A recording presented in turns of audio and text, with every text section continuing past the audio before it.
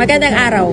Ako po si F.O. Sheila May Rosario at andito po tayo ngayon sa Office of the Provincial Fire Marshal Ilocos Sur para sa seminar on the Product Standardization Law.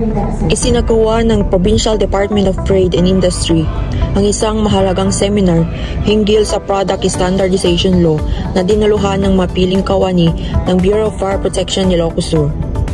Ang nasabing aktibidad ay pinangunahan ni Fire Senior Superintendent Ramel B. Borja, ang Provincial Fire Marshal ng BFP Ilocos Sur, na siyang nagsilbing gabay at inspirasyon sa mga kalahok.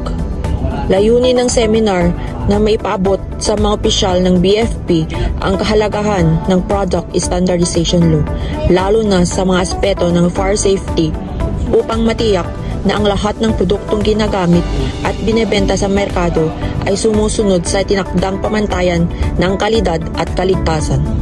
Sa kanyang pambungad na mensahe, binigyang diin ni Fire Senior Superintendent Borja ang kahalagahan ng pakikipagtulungan ng BFP sa DTI upang masiguro na ang mga fire safety products ay may tamang sertifikasyon at kalidad.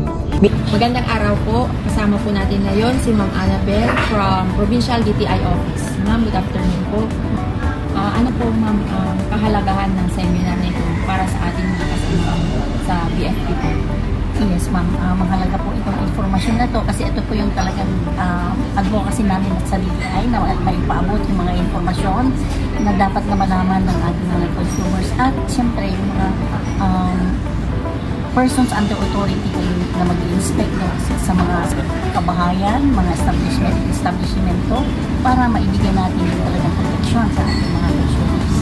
Inahagi naman ng mga takapagsalita mula sa DTI ang mahalagang impormasyon ukol sa implementing rules and regulations ng Product Standardization Law.